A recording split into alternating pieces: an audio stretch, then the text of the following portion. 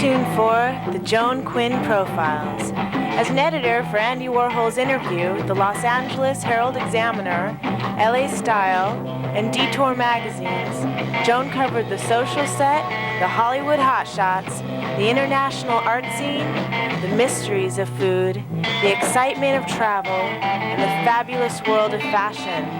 Joan continues to find creative people on the cutting edge who make things happen. Here's Joan Agajanian Quinn. Hi, I'm Joan Agajanian Quinn, and welcome to the Joan Quinn Profiles.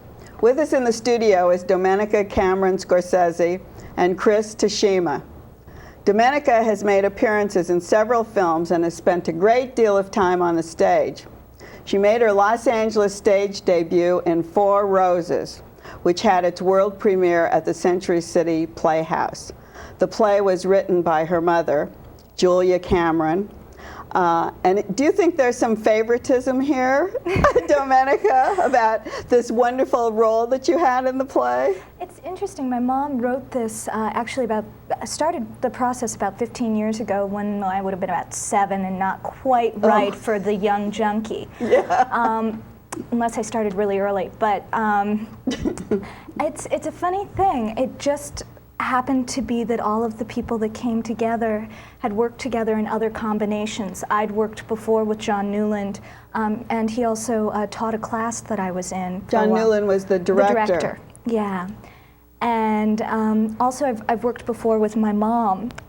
So the part itself wasn't specifically written for me. I've just gotten to play parts in things that my mother has written, and actually she's directed me before. And we collaborate pretty well. It's fun. It's not hard to work with your mother? No, actually, we have a pretty good shorthand, and it's also I trust her. And it's interesting because your mother has written a book called The Artist's Way, and she, I think, teaches artists, actors, people in the arts how to trust or how to come back. I mean, not that you've had to come back, but it's interesting. She must have this way of giving to you. I grew up very close with my mom, and yes, basically, our family life really centered around creativity, and that's something that was really honored. And she's been very supportive. Did you live with your father? Tell us who your father is, so I don't say it wrong. Okay, my father's Martin Scorsese, and I grew up with my mother. So was she a single mom, basically? Basically, yeah. Yes. And I had a stepfather as well, who Mark Bryan, who came in and was also a wonderful and really supportive person in my life.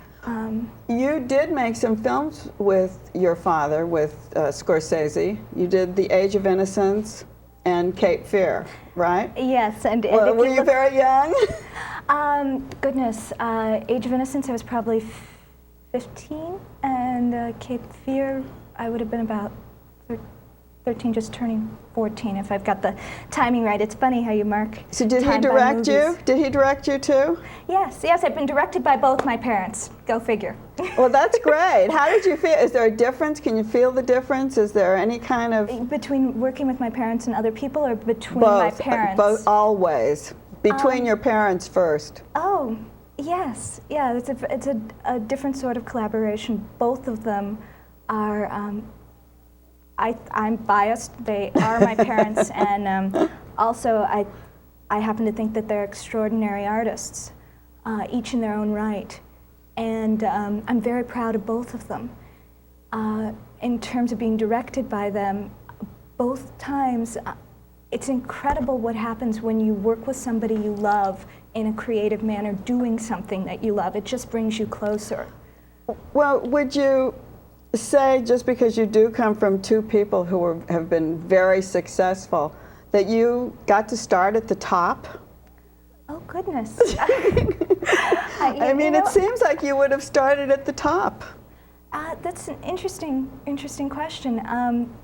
I think in a lot of ways, I guess there are definite advantages from coming from a creative background, and particularly from people who are well established and successful in their fields. I think that there is definitely some preconceived.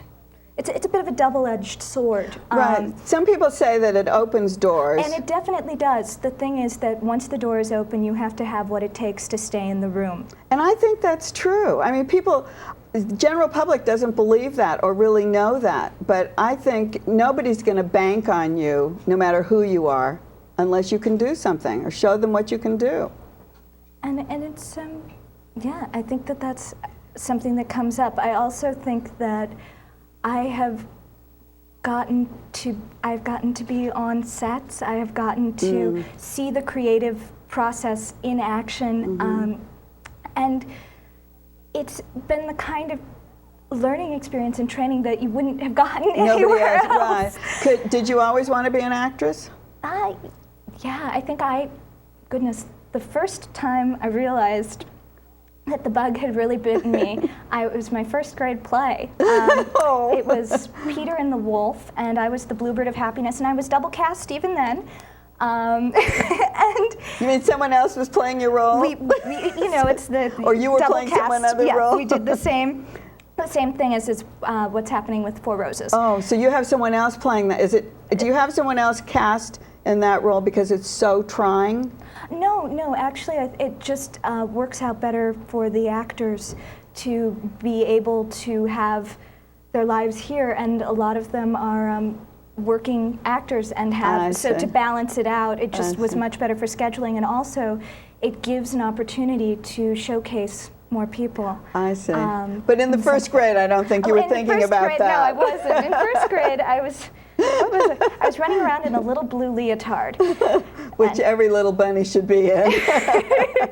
But you don't run around in a leotard in Four Roses. No. How did you research that? Because that's a very tough role. I mean, you run the gamut of emotions, and you're on stage, and there's nobody saying cut. Just do it again. Yeah. For me, I have grown up in a household that has been sober. I have been around a lot of people that are now sober who did use drugs, and also I think the emotional range of the part, I really don't believe that people are limited, and I think in some ways that comes from growing up with my mom.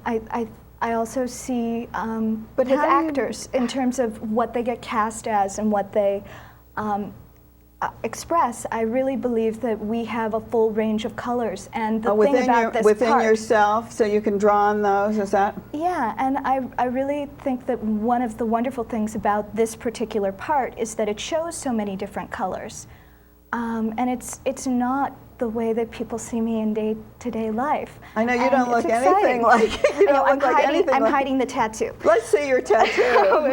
Because it needs to be painted for tonight. You're pretty rough on stage. You have this tattoo, and you wear these kind of and the hair dye is out. Your hair dye, but look. Oh, yours is great. Mine is real. Is yours real? Mine washes out. It was one of those, kind of have to be a chameleon. But you do have to go on and get yourself into that mode. Yeah. And it's been a really interesting experience to be able to tap into that stuff and go there. Do you like stage? Do you like stage work? I love it. I love it. It's kind of the front lines. It seems like you are more interested in stage, just from reading your bio and knowing what you've done. Actually, what has happened for me, I love both the stage and film. I passionately love films. I was a film major at Wesleyan University and sort of studied, and I grew up with my dad showing me movies, and so I have to say that I love it as a medium, and I'm fascinated by it, and I love making films. I love being a part of that process. Would you rather be making films or acting in them then? I like to think both. You like to do them both? But actually, right now, the acting has been quite exciting. It's been a real learning experience for me, getting to see how other people's creative processes work. Also being on stage and working with a group of women who are really established actresses and I find very talented, seeing their processes and seeing how they prepare and what they do. It's really been the kind of education that I haven't been able to get academically. Have you done television?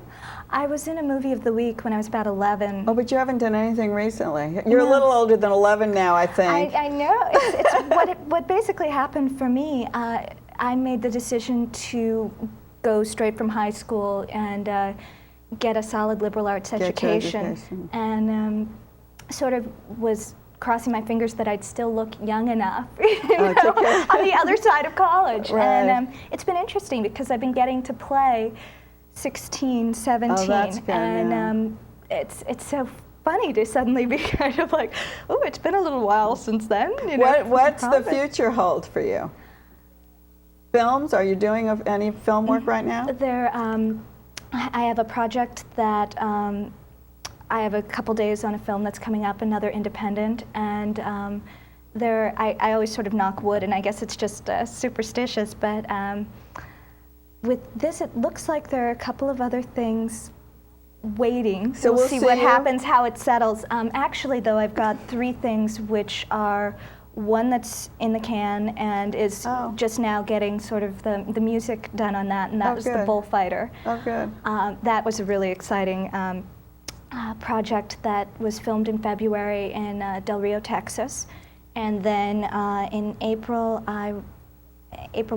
May, a film called Another Happy Tear, which it was interesting, was shot on digital video. Oh, so we have a whole different feel, a whole other thing. And I mean, well, you're lucky you're getting to experience these things. I mean, it's great that can happen. So where does young Hollywood hang out? Where do you hang out when you're not working? It's funny. I was born here, but both of my parents, I think, really made an effort to bring me up as best they could with perhaps a more normal or childhood than young Hollywood. So in a lot of ways, I'm not terribly familiar with the scene, and I'm something of a newcomer here, having just left the East Coast. So we don't see you at clubs or restaurants or at the movies I have or a couple where? of haunts that I love. Do you? I don't know that they're hip and trendy, but maybe they are. Starting a trend, but that's not something that I've really been doing.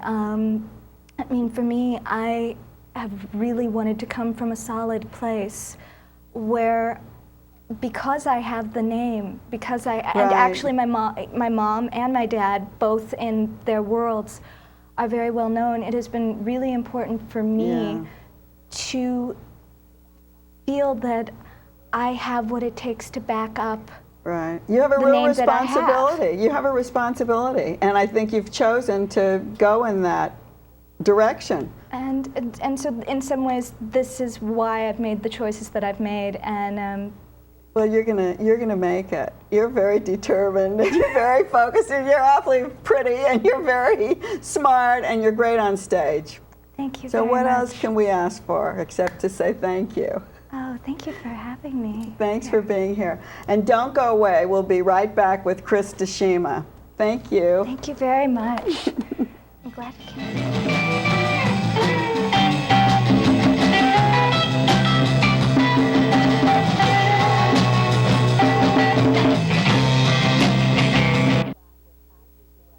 Hi, I'm Joan Quinn, and we're back with actor-director Chris Tashima. Chris was born in Massachusetts and raised in Los Angeles. As a child, he studied the violin. His commitment to the instrument took him to study in Japan. This somewhat is a prelude to his career in entertainment, I think. I kept thinking about playing the violin and acting, and getting into the show business. But I'll ask him about his background later. What I really want you to know is that Chris Tashima in 1997 won the Academy Award for his short film, Visas and Virtue. That Oscar is so exciting. I've had Oscar nominees on this show, Golden Globe nominees, but never an Oscar winner. He won it for the short, not a documentary. Right, Narrative Chris? short, dramatic short, Tell the live action. Tell us what the category was and how they define it. Yeah, it's actually very often confused with my project because it's based on a true story. But documentary filmmaking or nonfiction filmmaking is a certain style. You don't have a script or actors and that kind of thing. Ours is more traditional filmmaking, like most Hollywood films. It's narrative filmmaking, so you make it all up. So you make it all up, but you used facts. But ours was based on factual material, some license. About the true story about a diplomat that in 1940 issued visas in defiance of his own government, Japan, through his post in Lithuania, and is credited with rescuing between 6,000 and 10,000 Jews from the impending Holocaust. So would you make a documentary? Is the big D a bad word in your vocabulary? No, it's not a bad word, but it's not just not my word. I have grown up loving movies and decided I wanted to do that in high school sometime. And documentary filmmaking is just, it's not necessarily my field, although I think with the right topic, like any other medium, with the right story, it could be something I could be drawn to. So this short that you won the Academy Award for is 26 minutes long? Oh, yes. About 26 minutes long? Yeah. How do you market something that's 26 minutes long? I'm figuring that out as we go. If I knew this going in, I might not have done it. No. It's difficult because there aren't the markets for feature films established. However, I think they're changing and growing right now like never before because of digital technology, because of satellite television, because of all the cable stations and the internet.